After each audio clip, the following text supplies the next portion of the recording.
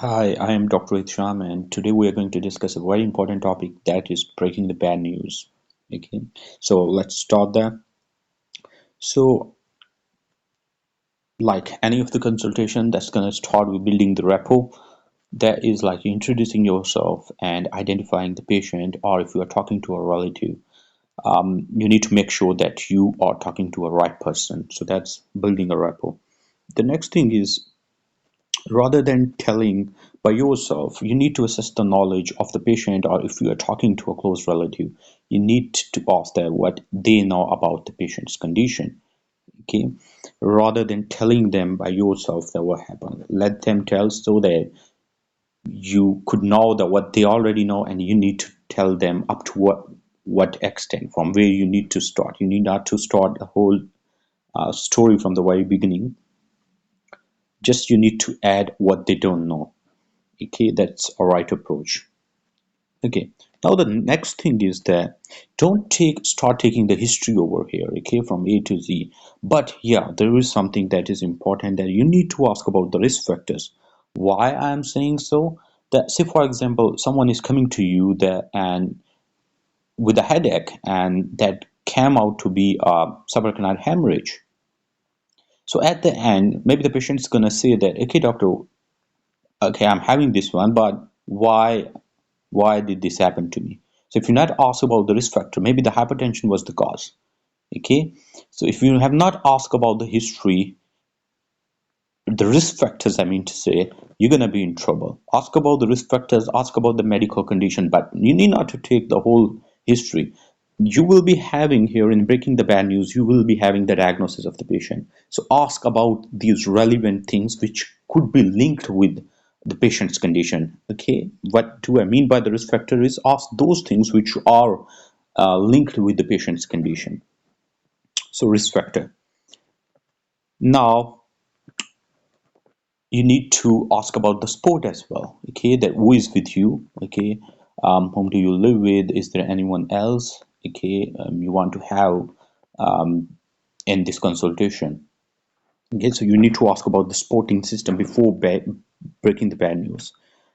Okay, you need to be very show the empathy over here, because you are breaking the bad news throughout your consultation. You need to show empathy. That's very important. Okay, next, what you're gonna do now before breaking the bad news. Okay, you need to summarize it a little bit. Okay, say for example that child, okay, was brought, okay, because he was hit by a car or something, and there was an intracranial bleed, and you are going for the surgery. So you need to summarize a little bit that yeah, the patient came in this condition, and we did this and that, and we did certain investigation, including a CT scan. So a little bit, okay, don't tell the whole story, okay, but you need to summarize a little bit, because now you are just building, okay, a map actually to deliver that news to the patient. Okay, so you need a little context for that. Okay, just you need to say those things, and now you need to deliver the bad news. Okay, breaking the bad news. So you always do it. Okay, do not break it suddenly. Okay, at once. Okay, just like say for example, we did a CT scan. Okay, you need to summarize first, and then okay, we did a CT scan, and the CT scan is not showing what we were expecting. Okay, you need to stop over here, let the patient react. Okay, if you're talking to a relative, let them react. Then you need to deliver it on a second sentence of yours. Okay, or a second, you can say it a first warning shot and a second warning shot. Okay, second one, that we did a CT scan, and I'm so sorry to tell you that that's showing an intracranial bleed. Okay, and you need to stop over here, let them react, let them absorb this news. Okay, so always go with the one first warning shot, where you are generally saying that you are making them ready that there is something that is actually what we want, what we are not expecting today.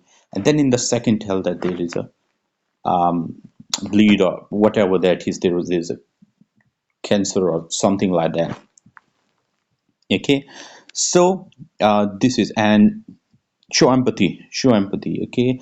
Give them enough time to absorb this news, and then at the end, you will be telling the management plan, okay? You will be discussing the management plan, or what it is, okay? And try to answer their concerns, or whatever it is, okay? If it's a palliative care, let them know. Here they can ask you that why you are going for the palliative care, why you are not intervening. Say, for example, if it's a palliative care, so you need to tell them that, okay, we team of the doctors have decided that the palliative care, if we ain't gonna intervene, okay, that would be rather more harmful to the patient, okay, and the chances that's not in the best interest of the patient. So the palliative care is, oh, let me explain a palliative care to you. The palliative care is, you need to tell them that it is care which is actually devised according to the needs of the patient. So we provide the nutritional support, we keep the patient pain free, okay, we prevent the bed sores, we take care of the bowel and the bladder, we care the dignity of the patient, okay, and we provide the psychological support as well, and always involve them with you, and we are with you, and we're going to provide you all the support you need, okay. So that's all about the breaking the bad news. um, Thank you so very much.